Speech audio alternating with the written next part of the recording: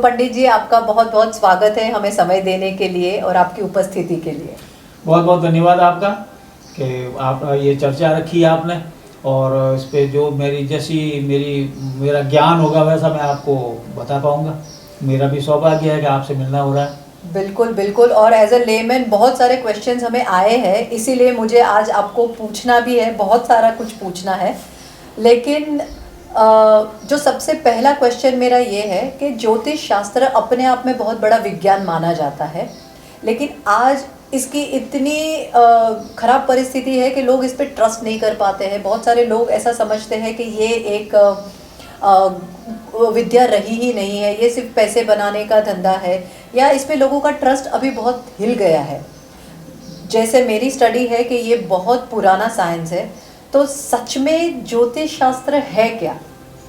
ज्योतिष श्रेष्ठतम विद्या है, दैव विद्या कहते हैं इसको। वेदों में इसका जिक्र है। वेदों में जो है ज्योतिष जो है वो वेदों में से यहाँ से इधर उधर से करके संकलन करके इसकी जो है वो उत्पत्ति मानी हुई है। तो ज्योतिष जो है वो दैव विद्या होने से आदरणीय है सबके लिए, मगर अल्प ज्ञान की वजह से आजकल के ज्योतिषी जो हैं वो उसका अर्थ का अनर्थ कर बैठे। तो इसलिए मैथिली शरण गुप्त जी ने एक बहुत अच्छी बात कही कि कुछ शीघ्र बोध रटा के फिर वे गणक पुंगव बन गए, पंचांग पकड़ा हाथ में सर्वज्ञता में सन गए।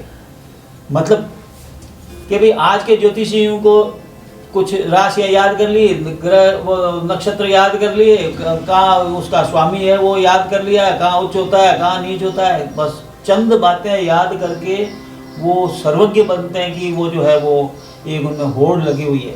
तो सबसे मुख्य कारण तो ये है इस ज्योतिष का ह्रास होने का, अवनति होने का।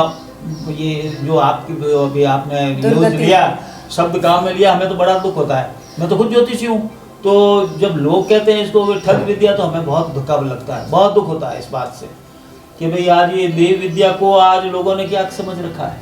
तो सबसे कारण तो पहला कारण ये है कि अल्प ज्ञान है, पूरा ज्ञान है नहीं। बीच में जिस तरह से समुद्र में जाते हैं ना, बीच में घुटनों घुटनों तक पानी है, वो तो समुद्र उतना नहीं है, समुद्र तो बहुत गहरा है। ज्योतिष को समझना और समुद्र को समझना बराबर है, इसलिए ज्योतिष का कंपैरिजन कर नहीं सकते ये आजकल के ज्योतिषी। इतना मतलब गूढ़ स्टडी होनी जरूरी है। अच्छा, दूसरा क्या है कि ये गुरुमुखी विद्या है। ज्योतिष गारुड़ी विद्या पिता पुत्रों न दिए थे। ज्योतिष इतना गूढ़तम ज्ञान है कि बाप अपने बेटे को भी वो सिखाता नहीं। कारण इसका एक वो दुरुपयोग करेगा, उसको ये चिंता रहती है कि ज्योतिष का वो दुरुपयोग ना करे, जो आज हो रहा है। ज्योतिष के 3 दृष्टिकोण होते हैं आज के आर्थिक युग में। आपसे मुझे पैसा बनाना है तो मैं आपको डराऊंगा, उसके लिए मैं आपको ये कहूँगा वो होगा और वो ये हो जाएगा, ये मार के से ये आप डरोगे। तो आपका पहला वो यही होगा प्रश्न कि साहब इसको मैं कैसे बचूं मैं इससे। तो मैं आपको कोई 25-30 हज़ार रुपये का मैं आपको बता दूंगा। बिल्कुल कि ये कोई विधि करवानी है, हाँ, या जाप करवाने या इतना दान धर्म करने की आवश्यकता है, और आपसे मुझे पैसे और ये काम निकलवाना है आपसे, तो मैं आपको डराऊंगा नहीं, मैं आपको तारीफें करूँगा। और आपको तो ये हो जाएगा, और आप तो करोड़पति बन जाओगे, और वो हो जाएगा लाखों रुपये का, करोड़ों का वारे न्यारे हो जाएंगे। मैं आपको इस तरह की आपका मूड बनाऊंगा। तो फिर जब मैं जाऊंगा तो आपको कोई मेरे लायक कोई तो मैं मेरा छोटा सा काम बता दूंगा आपको, तो आप मेरा वो काम करो। तो वहाँ तो मैंने आपको डराया जहाँ मुझे पैसे लेने थे आपसे, यहाँ मेरा काम निकलवाना है तो मैं आपकी तारीफ करूँगा, और आपसे मेरा कोई लेना देना नहीं। आपने जो पूछा, मेरा जितना ज्ञान है मैंने आपको बता दिया। मिले तो आपकी, नहीं मिले तो आपकी, मैंने आपसे कोई लेना देना नहीं। तो 3 दृष्टिकोण तो अपन तो उसमें है, और ज्योतिष की सच्ची सेवा वही है। दुखी होता है जब आदमी ज्योतिषी के पास जाता है, ठीक है ना, और बिल्कुल सारे सब सुख है तो डॉक्टर के पास जाएगा, उस समय में उसको डॉक्टर याद आएगा। तकलीफ है ज्योतिषी, तो पहले तो वो तकलीफ है, उसके बाद में उसके ऊपर और अपन लाते हैं तो अपन तो पाप के भागी बनने ही बनेंगे। तो ज्योतिषी को इस विद्या की सच्ची सेवा तो वही मानता हूँ मैं तो, कि आप किसी की सेवा करो किसी के लिए। मगर ये भी नहीं है, यूँ तो तकलीफ तो दुनिया में बहुत है, तो हर एक आदमी ज्योतिषी के पास में अगर जाए और उसका अगर वो दुख वो सारा वो ले ले तो वो भी नहीं जम। जितनी मेहनत उतनी करनी चाहिए, और जितनी मेहनत करो आप उतना ही उनको फ़ायदा मिलना चाहिए। ये हर एक का ये दृष्टिकोण होता है। अपन नौकरी पे जाते हैं तो जितना काम करते हैं उतना ही तो अपन पैसा लेते हैं। तो जो आपने अभी मुझे बताया कि कुछ नक्षत्र हमने याद कर लिए, कुछ ग्रहों के बारे में हमने समझ लिया, तो ये साइंस मेजरली इसी पे काम करता है या किस तरह से काम करता है? देखो, ज्योतिष में जिसमें ये ग्रंथों का निर्माण हुआ था, जिस समय में रचनाएं की थी विद्वानों ने, तो वेदों के समय की बात कर रहे हैं? हाँ, तो वेदों के समय में तो क्रमिक विकास हुआ। हाँ, वेदों में जो ज्योतिष है कि जैसे मान लो चंद्रमा मनसो जातस चक्षु हो सूर्य हो जाए, तक वेदों में लिखा हुआ है कि सूर्य जो है वो आत्मा है ग्रह उसकी इस जगत की, और चंद्रमा मन है। तो ये जो है, और चक्षु सूर्य, सूर्य को चक्षु नेत्र माना है। तो इस तरह से ये जगह जगह से थोड़ा थोड़ा संकलन करके, और जो जो जरूरत पड़ी उसके हिसाब से ज्योतिष का विकास होता गया। सबसे पहले शुरुआत में तो मान लो जब कभी भी कोई उसमें आदि युग में क्या ये भैया तो धूप यहाँ आई, बस आज धूप यहाँ है, कल ये या धूप इतने बजे के इतने मिनट पे आएगी, थोड़ा दिन बाद में वहाँ उससे पहले आ जाएगी या बाद में आ जाएगी। तो उसको ऐसा लगा कि ये क्यों, तो भाई ये सूर्य या पृथ्वी का कुछ न कुछ तो संबंध है, कुछ इधर उधर को होते हैं।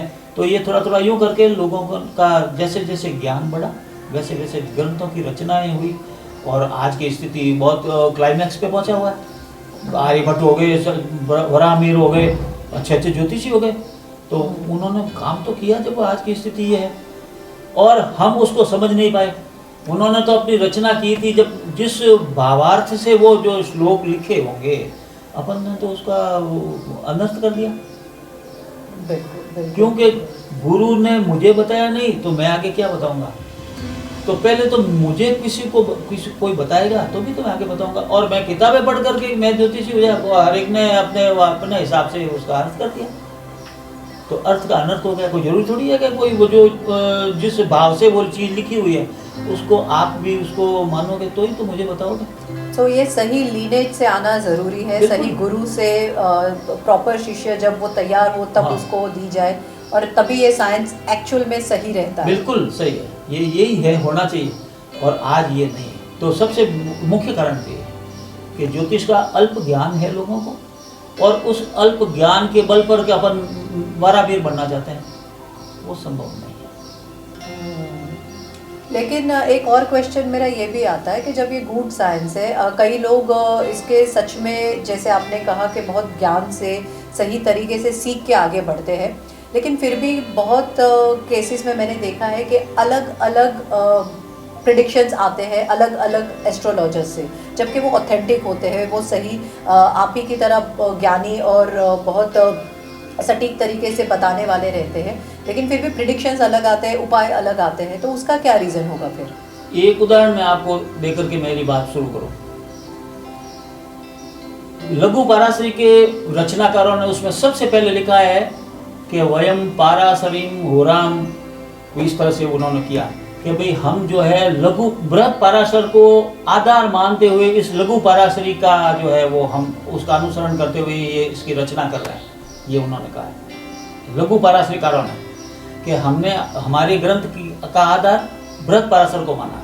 ठीक है, बृहद पाराशर कहता है दृष्टियों के लिए, ग्रहों की दृष्टियों के लिए, शनिपादे त्रिकोणेषु चतुरस्रे द्विपादकम त्रिपादे सप्तमं विप्र त्रिदशे पूर्णमेव हि, अर्थात कि शनि जो है 5वें और 90वें घर को एक चरण दृष्टि से देखता है, 25%। शनिपादे त्रिकोणेषु और चतुरस्रे द्विपादकम, चौथे और 8वें घर को 50% देखता है, और त्रिपादे सप्तमम विप्र, 7वें घर को वो 3 चरण दृष्टि से देखता है, 75%, और त्रिदशे पूर्ण में वही तीसरे और 10वें को पूर्ण दृष्टि से देखता है। बृहद पाराशर में लिखा हुआ। वहीं लघु पाराशरी में यह किया गया पश्यन्ति सप्तमम सर्वे शनि जीव कुजा पुनः, वहां कह दिया गया सप्तम पश्यन्ति सप्तमम सर्वे, के सभी ग्रह जो है 7वें घर को देखते हैं। इतना सही लिखा हुआ है उसमें, पश्यन्ति सप्तमम सर्वे, मगर उसके पीछे जो है वो शनि जीव कुजा पुनः, उनको उन्हें इग्नोर कर दिया। भाई जैसे 4 आदमी हैं क्या भाई इनको छोड़ करके सब आ जाओ मेरे पास, तो सब आ जाओ का मतलब ये साथ ही थोड़ी आएंगे। बिल्कुल। क्या इनको छोड़ के शनि जीव और कुछ मतलब गुरु और मंगल, इनको छोड़ करके सारे ग्रह साथ में घर को देखते हैं पूरे पूर्ण दृष्टि से। उन्होंने तो उस भावार्थ में भी ये बात कही है और ये चल पड़ी कि भाई सभी ग्रह हाथ साथ में घर को देखते हैं, इसलिए सारे जो साथ में घर को ही मानते हैं दृष्टि पूर्ण दृष्टि, जबकि वो है ही नहीं। मतलब ओरिजिनल साइंस में भी इसका बहुत अलग अलग तरीके से उल्लेख है। कोई साइंस इसको अलग तरीके से देखता है, ग्रहों का जो गोचर होता है या ग्रहों की दृष्टियाँ होती है या नक्षत्र या जो भी चीज़ें हैं वो अलग अलग अलग साइंस भी है।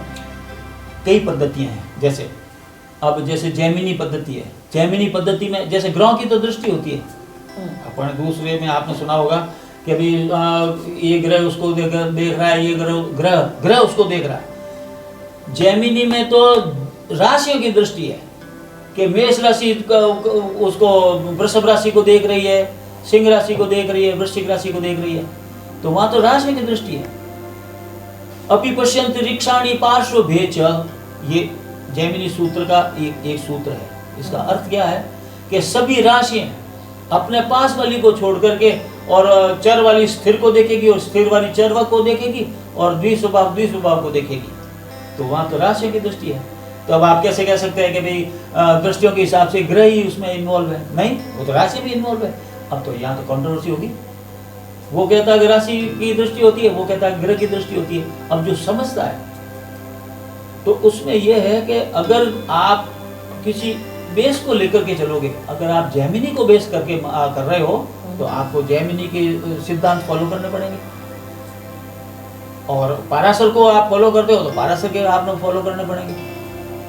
ओके, सो डिफरेंट मेथड्स जिसको आप चूज करते हैं आप उसे फॉलो करना चाहिए। बिल्कुल। ये आपने ना वो पिंडोरा बॉक्स खोल दिया है और इतना इंटरेस्टिंग टॉपिक है। एज अ लेमैन ऑल्सो, जैसे मैंने अभी कहा, मैं थोड़ा बहुत समझ रही हूँ। मैं जानती हूँ कि आपके पास समय का बहुत अभाव है, लेकिन मैं चाहूँगी कि आप अगले बार भी हमारे साथ बैठे और हमें इस पे और नॉलेज दें और इस पे गाइडेंस दें, और जल्द ही हम एक और एपिसोड लेके आए इसी बात को आगे बढ़ाते हुए, इसको और समझते हुए।